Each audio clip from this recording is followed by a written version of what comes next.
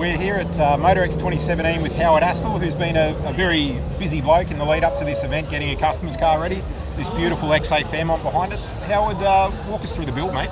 Yeah, well, it's been 22 months. The car actually came to us when Tailspin was in the workshop, and as most people know, I work from home and pretty small operation. So Marco knew it was always going to be sort of on the sideline a little bit, working around Tailspin, but we got seriously into it probably 6 months in. And it came to me with a lot of the race type fab done, so all the engine side of stuff, the turbos and that were already mounted up. And then my job was to do the rust, get the body ready, gap it to go to paint elsewhere. And that evolved as these cars seem to do, and then it was going to paint it and then we're going to fit it up, and it sort of grew. So it's turned out we've pretty much finished the thing off, or we will when we get home anyhow. So it's been a bit of a push to get it here.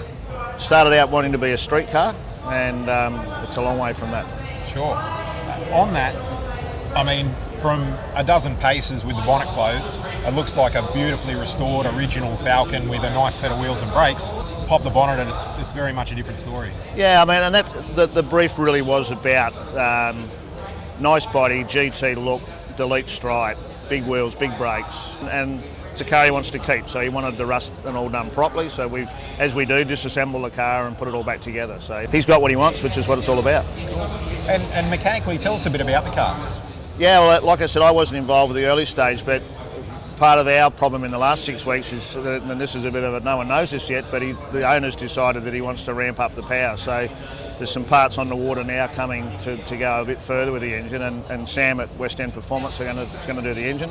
And the tuner, which is Con from Wollongong Automotive Services, is tuning some of the very top cars now. Sure.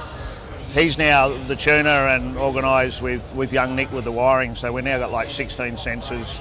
So it'll be sensible on the street. It'll have obviously a couple of different tunes, but it should be able to leave the line nice and soft so that they can get it away, but it'll run really big top end. Probably make between 1,200, 1,500. Al from our race glides, it's one of his better boxes with a two-piece converter. The list goes on. Strain centre, 35 spline, and then Brembo's to pull it up. Man, it's just got everything. It's crazy. And he does plan to street drive the car as well as doing a bit of racing. That's what. Yeah, it's street first. When he came to me, I want a street car. I'm not interested in trophies. And I said, you got a shop coming. I mean, you can't come to me and get a street car built type of thing. I can build you a nice car, but it's going to get credibility because it'll be done nice. So, I mean, it's what I live on, and I've always said I'm a trophy hunter. That's what I do.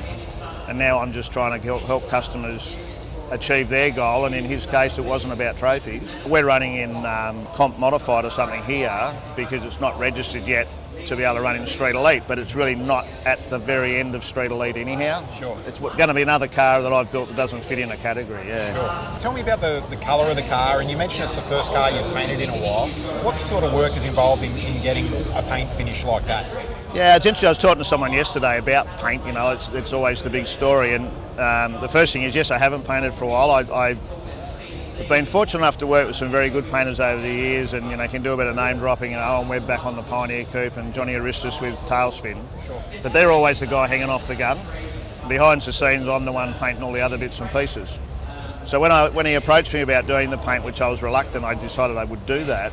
I had a couple of sleepless nights the nights before we go to paint it, because it is iridescent. It's an old school iridescent, so it's easier to paint, but you still have that fear of the old tiger stripe or model and all those sorts of things. So when you do something like Tailspin, it's hard then to come back to this and do less. Sure. Because I look at it and go, I should have done that, but then the hours clock up, and then it comes back to how much of my own time I want to put in, or how much the customer's going to tolerate. Because realistically, to polish a car like Tailspin's probably, in dollars, 20 to 30 grand. Wow. It really does come back to that, and then all the jams on this are off the gun, under the bonnet, under the boot, all off the gun. Okay. Whereas something like Tailspin, we've hand rubbed every component. Yeah. Sure. So in a paint process, where we started on this little discussion, is that the paint process is more about the body first, then your primers, then you get the paint, then you get your clears on, and then you then got to rub it all again and polish it. Sure. So the paint part of it's probably the cheapest part. Sure. So, the old shut door blowover versus something like this is probably today's money 5 to 10 grand. to as much as 100 grand. To be down that end in the full-blown, the best paint is crazy hours. Yeah. Well, mate, obviously a hugely exhaustive process on this car, but it speaks for itself. It's a credit to yourself and to Marco also. So, Thank you very much. Thanks for the chat. No problems. Thank you.